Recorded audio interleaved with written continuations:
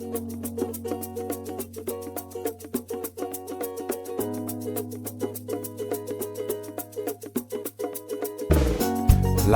from the beautiful twin island of Trinidad and Tobago, here is Nurse Jones. Hi everyone, this is Nurse Jones. Welcome to my podcast series. How are you all doing today? Today with us to shed some light on nursing as a profession is Mrs. Betty Ann Pilgrim. She is the nurse manager at San Fernando General Hospital since January 2010 and director of Inspiring Leadership Elite Training. She is highly qualified as a clinical nurse specialist in hemoglobinopathies in the borough of Hackney, London, UK. An accomplished midwife team leader at the Homerton NHS Foundation Trust and a very well-respected nursing administrator in the Southwest Regional Health Authority in Trinidad and Tobago. Welcome, and how are you? I'm good, thanks. Let me start by saying I'm proud to be a nurse. How about you? Very proud. So in that respect, we're going to explore nursing as a profession. The first question I throw to you are, what are some of the basic functions of a nurse? Amanda, allow me to just borrow a bit from the ICN definition of a nurse, 2002, in order to start my answer. It is said that nursing encompasses autonomous and collaborative care of individuals of all ages, families, groups, communities, sick or well, in all settings. That in itself, if we were to unpack, there would be so many functions of the nurse just identified there. However, I want to focus on two functions. One is a nurse as an educator. And as an educator, the nurse is responsible for promoting the health of her clients or patients, as well as preventing illness and caring for the ill and dying patient. Yes? Also, as an advocate, that's another big word. The advocate, the nurse is there to make sure that her patients get the best care possible. And that is by exploring things together with the patient. So when you have a medical professional, the patient might be afraid to ask certain questions. The nurse will stand up on behalf of the patient and ask those questions so that it can be answered. Yeah. Things that the patient has forgotten, the nurse can also reiterate and all that. So it's mainly education and advocacy are the two that I would like to point out as two basic functions of the nurse. So what do you think are some added qualities not usually listed that make a great nurse? Well, first of all, I think we need to state that the nurse can be the first or the last point of contact in a person's life. Because nurses deliver women, bring them into the world, and when people are dying, the nurses are there. So with that, you have to have certain qualities to do your best at those two. So the added qualities, I would say, the nurse needs to have good interpersonal skills, need to know how to talk to people. The nurse needs to have compassion. Yes. She needs to be patient. She needs to be gentle, to be calm, to be understanding, to be empathetic. And, at Southwest Regional Health Authority, the staff development runs a course that is called the Language of Caring. And there was a quote in there that says, nursing is 10% job and 90% calling. And I think that says it all. So all that I mentioned, the compassion, the patience, the love for the job, they need to have a love for the job, and passion. Those are some of the qualities I feel that a nurse should have. And I'll just add to that also a sense of humor. Definitely. Because on a daily basis, patients describe their signs or their symptoms, and you tend to have a sense of humor to not laugh at yes, but just make humor of the situation. Like when a patient says, I have romantic fever instead of rheumatic. Yes. And these are the things that we sometimes take home and, you're not on the job, but it comes back to memory. Yes. And you laugh. Of course. So humor is one. So I know you've had the opportunity to work abroad, and I just want to make the comparison. As a nurse here, do you think a nurse is well paid in this country? What are your thoughts? Amanda, as I said, that's a loaded question. There are several things that we need to look at. But as I said, if I had my way, I probably would pay nurses more salary. But why are we saying that the nurse probably needs more money? Are we comparing apples with oranges, looking at UK, other parts of Europe and America? Are we looking at the qualities of a nurse? Are we looking at the training that the nurses receive? Is it private? Are we looking at nursing in the private or the public sector? Other parts of the Caribbean? What type of nursing? Is it a specialist nurse? So it's really difficult for me to say yes or no on this question. But I think there are several other things we need to look at, as I've mentioned, before we talk about paying a nurse more Yes. for what she does. That's well understood. And it's food for thought. Mm-hmm. In recent times, the media has highlighted some incidents that have probably thrown a bad light on the nursing profession. So would you venture to say that some nurses have lost the true meaning of patient care? That's a good question, because I think is a question that every professional needs to ponder. On a whole, I would say that nurses are very caring towards their patients and their patients' relative. There is, however, a very small percentage of nurses who seem to have lost their passion for the job. And why do I think so? I can say that because of the complaints that we receive on a daily basis, the attitudes that I see displayed by some, and the challenges that we are presently dealing with. But nurses, there are several nurses who are excellently suited for this profession. There are things that we don't see. We don't talk about when we see nurses who go beyond the call of duty. Nurses who are supposed to get off at 1 and leave at 4 and 5 because they want to spend time with their patient, probably in the last moments. Nurses who cry with their patients. Nurses who use their own money to buy things for their patients. And I see that in our hospital all the time. Yes. When patients are abandoned by their relatives, the nurses dig into their own pockets. So, yes, some may have, but it's a very small percentage. Okay.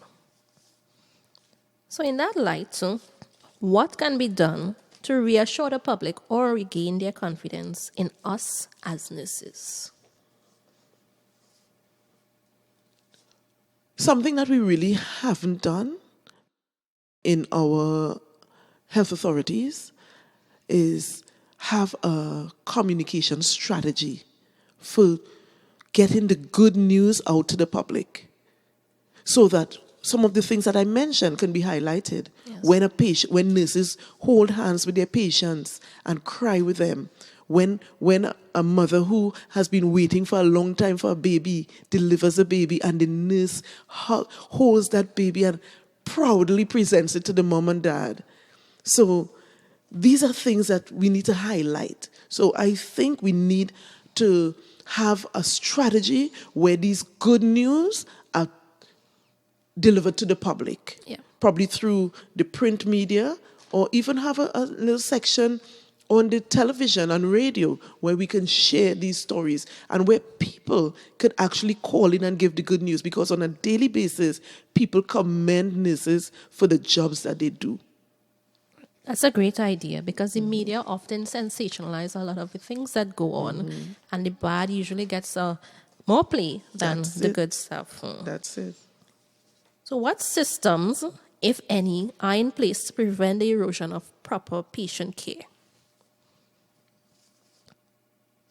There are several systems in place to ensure that our patient gets the best care possible. One is the very basic thing that every nurse should know, is the nursing process. Right. And in the nursing process, we look at formulating a nursing diagnosis. When we assess our patient, we form a nursing diagnosis. And from that diagnosis, we do our planning, our implementation, and our evaluation. That is something that every nurse must be proud of. However, there are other systems that we've put as nurse managers or even nurses. We have continuous professional development of the nurse. That ensures that the nurse is up to date with the practice so that the care that she gives would be the appropriate care for the patient's condition. We have performance standards. We have appraisals. We have quality controls, management systems, and standards in every area of care. Like we have our Name Nurse initiative is one, Yes. where every patient has the right to know the nurse's name. And that itself, by the patient knowing my name, should engender in me a certain level of care. I should give a certain level of care because I know that person knows my name. Yes, accountability. Accountability. Also, the care pathways. So if I have a patient with an IV, there's a pathway I need to follow to make sure that this patient is not harmed by having an IV in. Or if the patient has a catheter. So these are several systems. We do audits. And you audit the care that you give so that you'll be sure that it is the best care that you are giving. Okay. So you look at it and see, do we need to change this or not?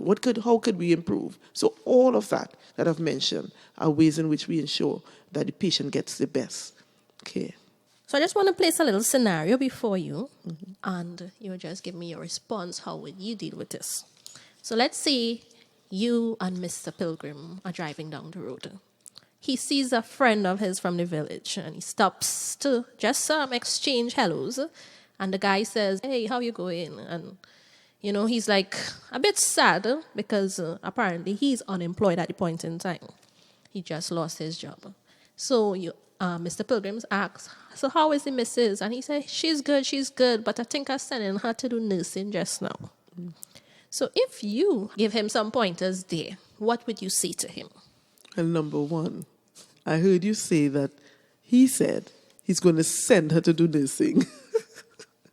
And as I mentioned in one of the answers, one has to be passionate. One has to have a passion for nursing. So why is he sending her? Is he sending her because he wants her to earn some money for the family? Or is he sending her because this is something that he knows that she always wanted to do? So I would like to speak to her. And I would encourage her that if this is something that she loves, something that she always wanted to do, then she should go into it. Yes. But I'm not saying that everybody who enters nursing likes it at the beginning or has a passion from the beginning. But I think if you have a passion from the beginning, it would help you because of the challenges that nurses face. Yes. And nursing itself is not an easy profession. So having the passion at the beginning and you making that decision would help you along the way. So I would like to speak with her. What are some rewards that nurses can look to other than their salary? Well, we said that the nurse has to have a passion for it. So number one, at the end of the day, after I've given care, I want to do some introspection and say, I've done a good job today. I made somebody smile. I relieved somebody's pain. I assisted a relative whose sister or brother was dying. I called them in time so that they can hold his or her hands. So there needs to be a personal satisfaction at the end of the day. So a nurse is not looking for somebody to say thank you or well done or this is an increase in salary or this is a trophy. However, I think it is important for us to incorporate things like that. So nurse of the month, the nurse who has not have any sick days for the year, the nurse who was poor and we've seen improvement. And I will give you a story. When I first came to Southwest, there was a nurse, every time her name was mentioned, people would snicker. And I felt really uncomfortable with that. So I said, I want to meet this nurse. So I spoke to her persons in charge of her, and then I met with them. And, we explored how we could help her to improve. And there, I set some objectives for her. And somebody came back and a few days later and said that nurse, when she left the office, she cried. And she said, this is the first time I feel so valued in my job. Because, you see, sometimes we don't know what people's stories are. So we need to take some time to get to know them, to understand where they're coming from, because there could be things happening in their lives that may impact on how they practice, how they perform. So all that is part of the role of the nurse manager, so that you can make sure that your nurses feel empowered at the end of the day, and they feel happy and know that somebody really cares about them. Right. That's very important, and that's a good story that other people can look to. In closing, is there anything that you would like to add that we probably may not have covered in the interview? Anything additional? What I have to say is that in spite of the negatives that we hear about nurses and nursing remains one of the best professions one can go into. And for several reasons. There is no human being on the face of this earth who has never had an interaction with a nurse. And as I said before, it could be at the beginning of life or at the end of life. So a person who has gone in to be a nurse, or who feels that he or she should go into nursing, I will not stop them. It is a fantastic profession because you can change a life. You can touch a life. So go for it. Whoever out there wants to do nursing, it is still a wonderful profession. You need to say, I am going to do my best.